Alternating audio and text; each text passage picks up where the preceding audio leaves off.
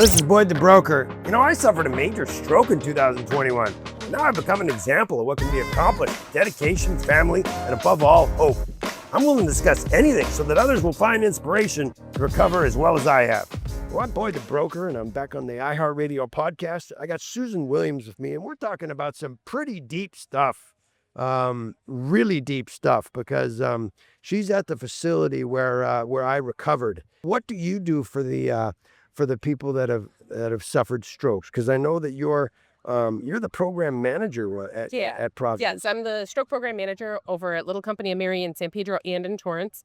Our program, we help to educate. We educate our patients. We educate the nurses. We make sure that the nurses know all the protocols and how to. We make sure the nurses know what to do when we have a stroke patient brought in.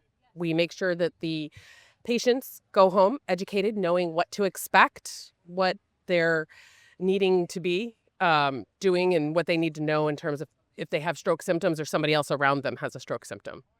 Now, here's an odd question, but I'm allowed to ask these questions because it happened to me, so it gives me a little bit of confidence. Are some of the people that are recovering, are they angry, and are they not open to going through the therapy or listening to what you have to tell them?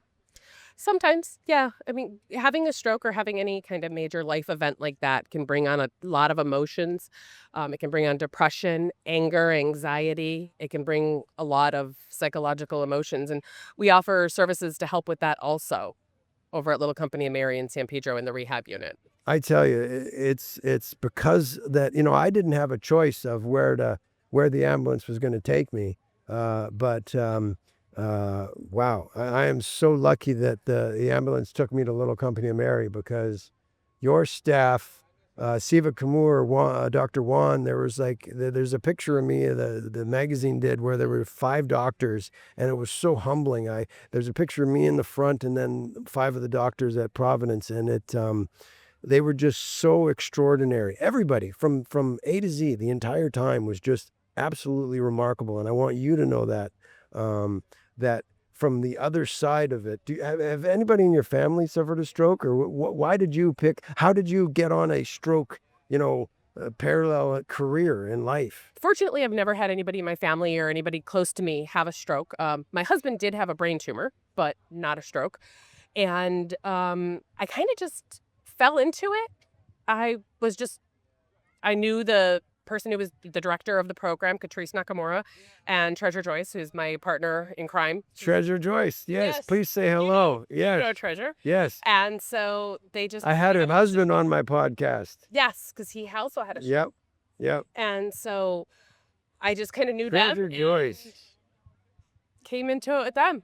So they brought me along, and now I'm on the stroke train and working with stroke. Well, I want you to know from my side, we really appreciate everything that you guys do, because it's very emotional, not just for the person that it happened to, but for the people around.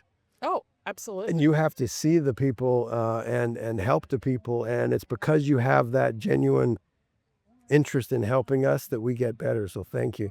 You're welcome. Appreciate that. Glad to be able to be there, and I'm glad everything turned out so well for you. Thank you very much. That's Susan Williams. Thank you very much.